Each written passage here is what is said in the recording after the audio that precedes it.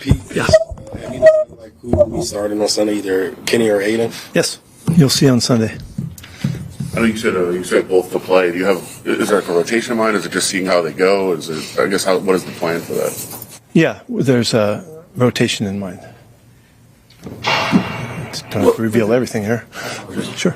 With like a Tommy Eichenberg or Grant, are you looking at giving any of those guys? I know they're all going to play, but everybody's going to play. Yeah, everybody's going to play, and I'm hoping that it works out well. It doesn't always, as good plans don't always come through, but we have a plan for these guys to get in there and get their play time, and really excited to see them play. Can you describe the energy of practice through this week, just knowing it's the final game, it's not the season that you guys have hoped for, but still want to go out on top? I really think you guys would be surprised at what these guys are like. We were real directive about the mentality that we want to have and the days of the week as we do it, and our expectations are really high. We had an excellent week, and we backed off a little bit today on just because Wednesday, Thursday were so good. And so that's a good sign. It's a really good sign. They had a lot of juice about it, and had a couple of playoffs we had to take care of, and there's some things that we did in the meeting room that I'm pleased with the way they worked. You've always been a proponent of learning. I mean, every day is a learning experience. What have you learned from this experience this year? That's a good question. What have I learned? How much I don't like it? yeah. How disappointed that I could be. I've never even dreamed it would be like this. So.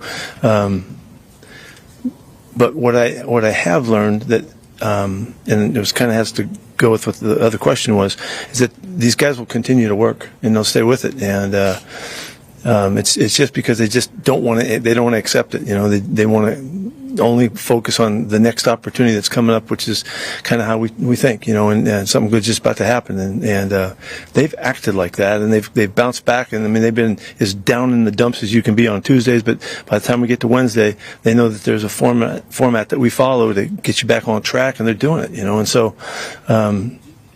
I could see teams really being in trouble right now. I could see guys, just going south on you. And we all know stories of that. That's happened for years. These guys didn't do that. These guys are still going. With leaders in the clubhouse like Max and Brock and Jeremy being shut down, has there been anybody to really step up this week and kind of bring that in? Yeah, it's been interesting as we break them down. Who jumps in it's kind of varied. Guys who got the feeling, they got a little sense that this is my shot, and they jump in the middle of the circle and we break them down. We haven't been through a bunch of locker room speeches and stuff like that. Where the players could stand up and talk this week, but I think. Like when I don't know who broke him, might have been Lobby today. Broke him down. He broke him down with what Max says, and I think that's respect, and the guys all, they all like that, and because Max is still included and Gino's still included, and Chin, we're taking them with us, and so there's a sense, of connectedness that shows through whomever speaks, and so. It's pleasing from the coaching perspective in that regard. Do you have a status on Adam Butler and whether he plays or not? How excited are you for Tonka and JD to get their opportunities? Yeah, those guys will get to play a lot. Adam's he's got it's kind of wavered as it's come out. He got hit pretty hard in his bicep and it hasn't quite responded yet. He doesn't have all this feeling in his fingers and all that. So he's not playing in this one. But it is a really good opportunity for those guys. They'll get feature time and they got to come through. And so we're looking forward to that. When you get to the last game of the season, guys have personal milestones. Like Ashton has 1,000 yards potentially to get, things like that, career highs for guys.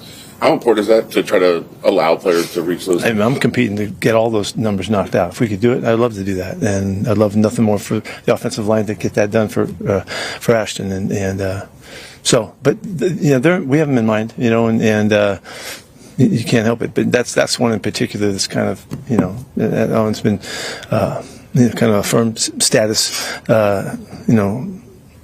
goal for guys for years in running the football, and I hope we can knock that out. He's going to have a huge game, obviously, to do that.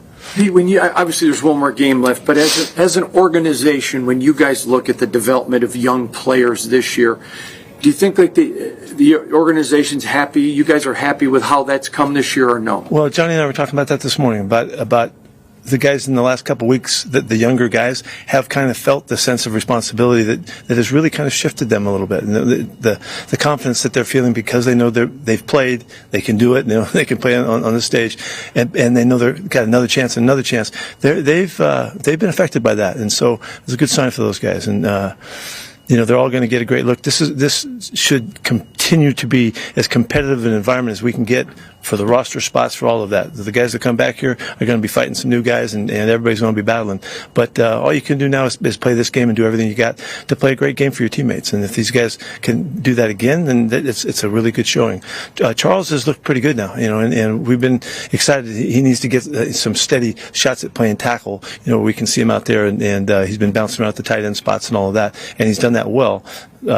So it's opportunity time, and these guys have to take advantage of it, and they know that, and I think that's why we're feeling them, kind of elevate a little bit.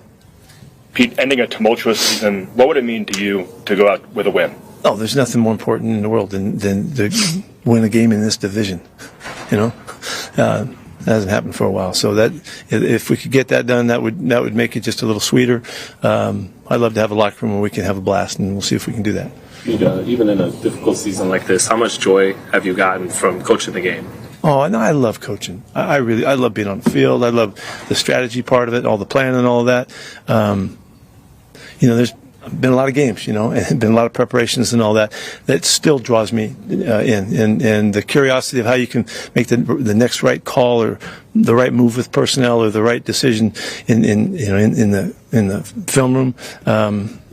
Those are still really intriguing to me, and I'm basically pretty curious, and I keep looking for something better in all ways we're doing things, and that really generates the feeling that why I love this game. Very good. Thanks. Thank you, Pete. Washington? Baltimore.